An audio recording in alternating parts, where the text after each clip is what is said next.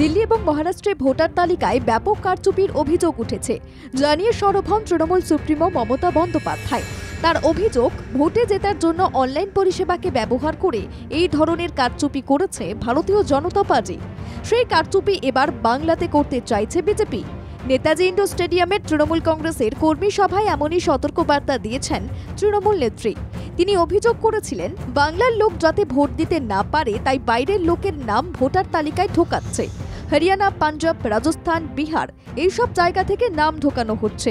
এই পরিকল্পনা রোখার জন্য দলের সর্বস্তরের নেতাকর্মীদের সজাগ থাকার নির্দেশ দেন মমতা বন্দ্যোপাধ্যায়। তার নির্দেশের পর গোটা রাজ্য জুড়ে ময়দানে নেমে পড়েছে রাজ্যের শাসক দল। ভুয়ো ভোটার ধরতে অন্য অনেক জায়গার মতো এবার বাড়ি বাড়ি অভিযান শুরু করল তৃণমূল। আরামবাগ জেলা তৃণমূলের তরফে শহরের ৬ নম্বর ওয়ার্ডে বাড়ি বাড়ি গিয়ে ভোটার কার্ড খতিয়ে দেখেন তৃণমূলের নেতা কর্মীরা।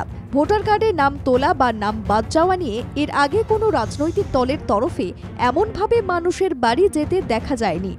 সাধারণত ভোটাররা খুশি।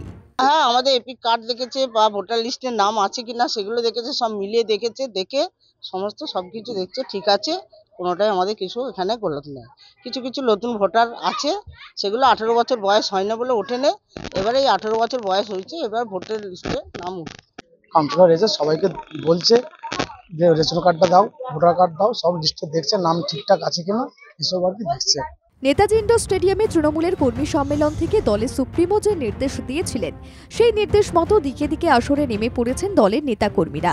শনিবার বাড়ি বাড়ি গিয়ে ভোটার তালিকা ও কার্ড খতিয়ে দেখেন আরামবাগ সাংগঠনিক জেলা তৃণমূলের চেয়ারম্যান স্বপন নন্দী। আমরা বাড়ি বাড়ি আসছি, ভোটার লিস্টের সাথে এদের এপিক কার্ডের ঠিক নামটা আছে কিনা, নাম্বারটা ঠিক আছে কিনা, ছবিটা আবার ঠিক আছে কিনা, আমাদের মাননীয় মুখ্যমন্ত্রী নির্দেশ দিয়েছে, আমরা সেটা বাড়ি বাড়ি এসে সেটা আমরা চেক করছি। পরের বিধানসভা নির্বাচন 2026 সালে।